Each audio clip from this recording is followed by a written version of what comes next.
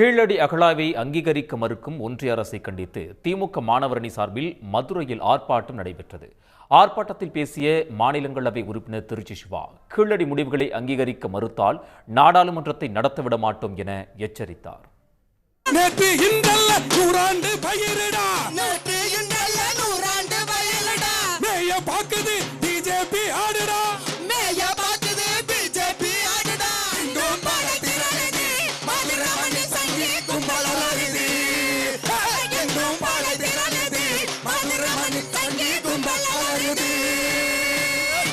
கீழடி அகழாய்வு தொடர்பான தொல்லியல் ஆய்வாளர் அமர்நாத் ராமகிருஷ்ணாவின் ஆய்வறிக்கையை சமர்ப்பித்து 2.5 ஆண்டுகள் ஆன பிறகும் ஆய்வறிக்கையை வெளியிடாமல் ஒன்றிய அரசு காலதாமதம் செய்து வருகிறது.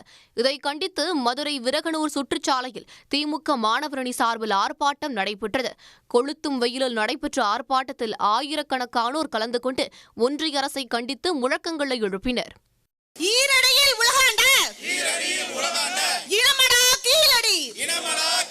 எங்க தாய்மடி நிலமடா, ஒன்றிய அரசே கீழடி ஆய்வு அறிக்கையை உடனே அங்கீகரி. ஆர்ப்பாட்டத்தில் பேசிய திமுக மாநிலங்களவை உறுப்பினர் திருச்சி சிவா, கீழடி நாகரிகம் கிமு 6ஆம் நூற்றாண்டுக்கு முந்தையது என நிரூபிக்கப்பட்டுள்ளதாகவும் அதனை ஏற்க மறுத்து முடிவுகளை வெளியிட ஒன்றிய அரசு தாமதம் செய்வதாகவும் குற்றம் சாட்டினார். கீழடி ஆய்வறிக்கையை அறிவிக்காவிட்டால் நாடாளுமன்றத்தில் முதல் பிரச்சனையாக கீழடியை எழுப்புவோம் என்றும் நாடாளுமன்றத்தை நடத்தவிட மாட்டோம் என்றும் அவர் தெரிவித்தார். ஒரு அதிகாரியை மாற்றுகிறார்கள், அவரை பழி வாங்குகிறார்கள், அத்தோடு அவர்கள் முடிந்துவிட்டது என்று நினைக்கலாம். நாடாளுமன்றம் தொடங்க இருக்கிறது, நாங்கள் இருக்கிறோம் அங்கே பார்ப்பதற்கு. இந்த முறை நாடாளுமன்ற கூட்டத்தொடரில் எல்லா பிரச்சனைகளும் பின்னால் தான். நாங்கள் முதலில் எடுக்க போவது கீழடி பிரச்சனை தான்.